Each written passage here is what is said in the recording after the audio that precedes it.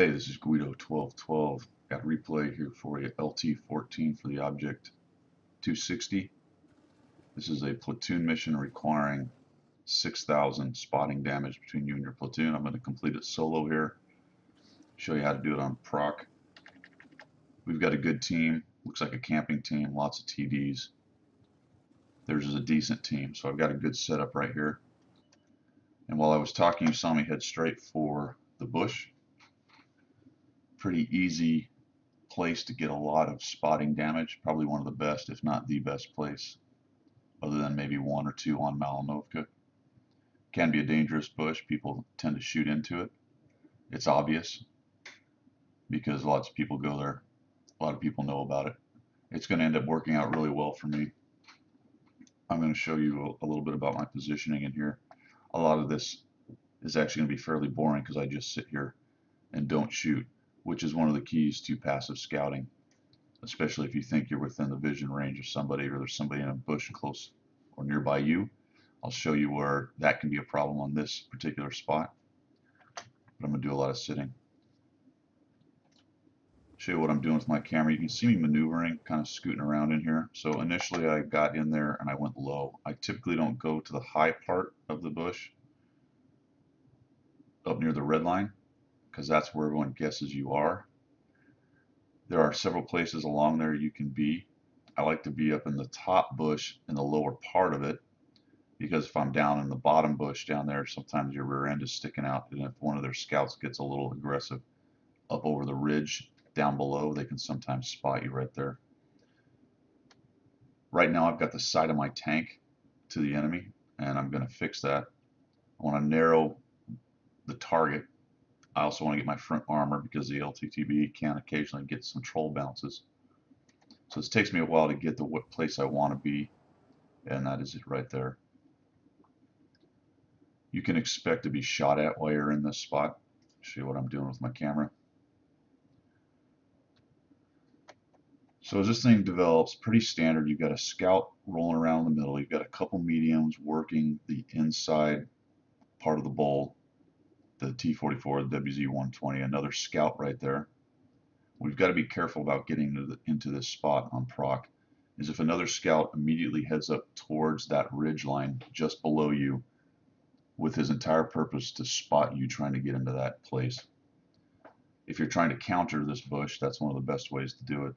Another way is to simply come straight up this bowl right here, or this U-shaped valley, and get nice and close to this bush, even to the point of potentially proxy spotting it. Obviously that is hugely dangerous because of all the guys that will be back where our guys are shooting at you. But if you can avoid a good scout getting into this spot that I'm in, you can really help out your 1 and 2 line.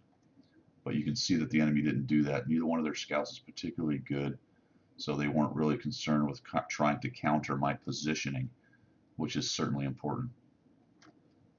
So we'll watch what we're doing here. My camera's going to flip around a lot. This is what I'm doing in game. I'm trying to see what enemies are out there. I'm trying to see where they are, what they're doing. I'm also concerned with maybe a YOLO scout coming right up the 1 or 2 line. That is another counter that you will see, and pretty soon you're going to see somebody who is at least aware of the scouting spot, because you're going to see a shot come in right there. And he actually shot a little low, so he guessed I was down in the lower part. He's going to shoot a couple times high. Unfortunately, he's not going to hit me. More by luck than anything, because he fires away into here a couple times during the fight. T-44's got up into the bowl. That's not a bad spot, but it's probably a better spot later when we don't have so many guns sitting back here. Now notice how far back. Unfortunately, if you look at my draw distance, the grill is having trouble drawing from that range for the Yag Tiger. In fact, he can't actually see him on his scope, so he's not going to get any shots. Also, the JT is down in a lower dip, which is why he's sitting in that spot, and only his upper superstructure, if anything, is spotted. The grill does have good shots into the T-44 and the M41 and the other things that want to play around on the ridge. So you've got to clear those out. There's another shot that just came in. The T-69 is useless right there. The T-34, useless. They're all too far back. It's very unlikely that the 1 or 2 line is going to push straight up into us. Somewhere around where the IS-3 is the place to be, where you can get some shots, but you're not getting drawn because of the draw distance. Now the T-28 is going to do something dopey. He's driving up the road, but he's on the inside part of it, towards the valley over there, towards the open area. And there are still scouts and tanks with good vision peeking over the edge. And pretty soon you're going to see what that costs him.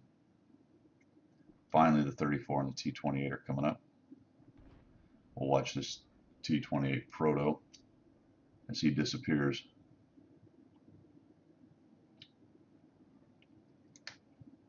There's one hit. Pretty soon he'll take another. He fires, which is not going to help his camo situation at all. And now the T-34 and IS-3 are moving up a little too much. You can see the T-44 is sitting there, and he gets killed by the grill like I talked about, who has good shots back there. And there's the T-34 taking hits. He's been spotted by the T-71 or the T-44. And we're going to find out there's actually somebody else involved here, something I haven't talked about yet. I'm trying to get people to shoot him. He's pretty soft. I kind of hoped for him to disintegrate. There is another counter spot to this strat that I'm using. There's a bush straight across from me. There goes the T-34, still getting spotted. I'm looking back, and there you go, right there. The WZ-120, I believe, was probably in that bush most of the time, and what happened here is I think he fired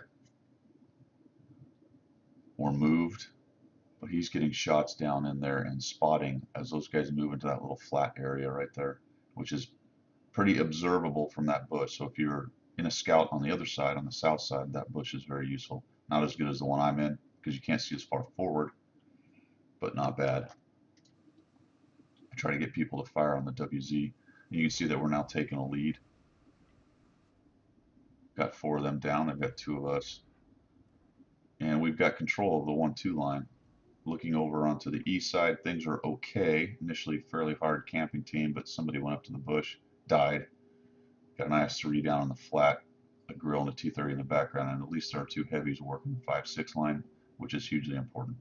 We've got to control that 5-6 line at least for the moment, so that we don't get flanked and killed.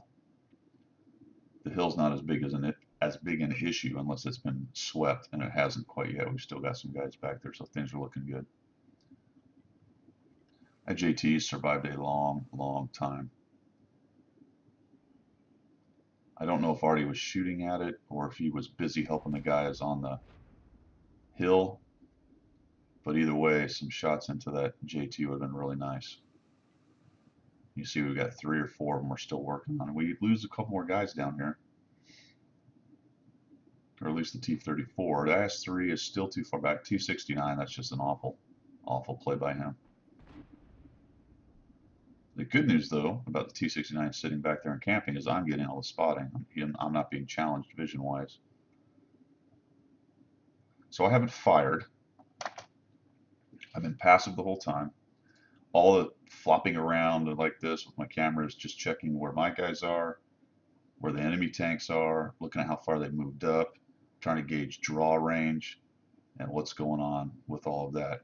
Because right now I'm starting to think about when I'm going to swing into a more active role.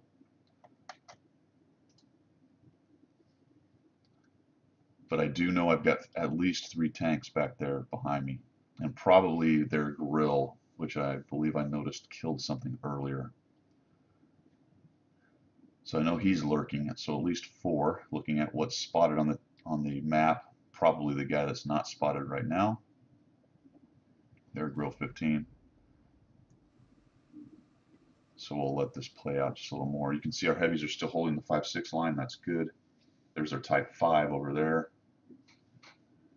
T-57 is up on their hill over on the 0 line. Things are looking good. We're well ahead of them. T-28 is going to get a little dopey here and kind of push up You'll force my hand. One of the things you'll find when you're passive scouting this bush is your position may become OBE if somebody pushes up to the middle, kind of like the T28 is, especially if all you're looking for is spotting damage. There goes the leopard blitzing through there. I believe he dies right here. No, not yet. He will soon. Actually, he drowns. That's not true. He actually goes all the way across the water.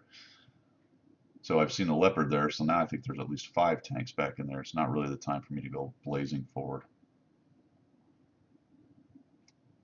Soon, TM. Okay, that's good. There goes their IS-3.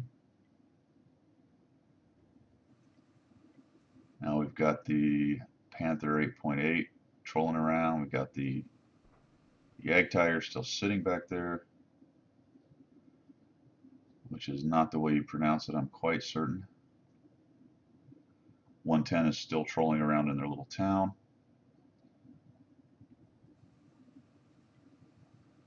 And still, now you can see him looking at the bush. Look, you can actually see him looking for me. He's like, oh, no, a little high, dude. But he knows what's going on. All right, there goes the T28 moving forward, like I was discussing a little bit earlier. It's not a bad play. I mean, the thing can take a few hits. Somebody just shot in there again, looking for me. Been very lucky they haven't hit me. It's not easy to do, though, from there. I have hit scouts in there. If there already had thrown a couple in here when he was alive. No, there is one alive, sorry. If there already had thrown a couple in here, I'd have been a much more hurting status. Is that a thing? More hurting? I don't think so. Okay, so it's time to get a little more active. I know I've got a lot of spotting damage, but I want to get a little forward because our guys are creeping forward. Spot some more things back there and maybe ensure that I get a little more spotting damage. At this point, I thought I had to be fairly close, needing the 6,000 spotting damage to get this mission done. So I figured, well, let's go try to clean up the rest of these guys. Maybe you'll get it. I don't think I get anything off the WZ. See if the little thing comes up. No. Yeah, I think the T28 also saw him. And potentially the T28 is what actually spotted him. Move a little bit forward. I make a mistake here I did not intend to make. I knocked down a tree. Oh, that was not ideal. And there's the Grill 15. I'm going to get all the damage for him. Spotting wise, he'll disintegrate. There we go. And continue to move forward. You see they're down to 2 tanks. The Lorraine's over on the other side, so I don't get him. He dies anyway. But I know the JT is still back here somewhere. Make a little bit of mistakes. I come over the top where I'm pretty sure I'm going to be right in front of him, but my speed saves me. He actually misses. I'll get a shot. I'll get the spotting damage for the shot that goes into him, and then I'll get the kill. And there you go. I mean, it's no great revelation. That bush is good for passive spotting. But remember a couple things. Watch for the early counter scouts. Pay attention to guys shooting into the bush. You may need to move, but don't panic. Maybe just shift a little if they dial you in. Watch out for Artie. I never had that issue, but Artie may drop one in there and you may be forced to leave. And then don't shoot. And at some point, you're going to have to make the determination that you've got to swing to a more active role, even if it's moving forward to be passive again, so that you can secure some more spotting. And that's it, guys. Take it easy.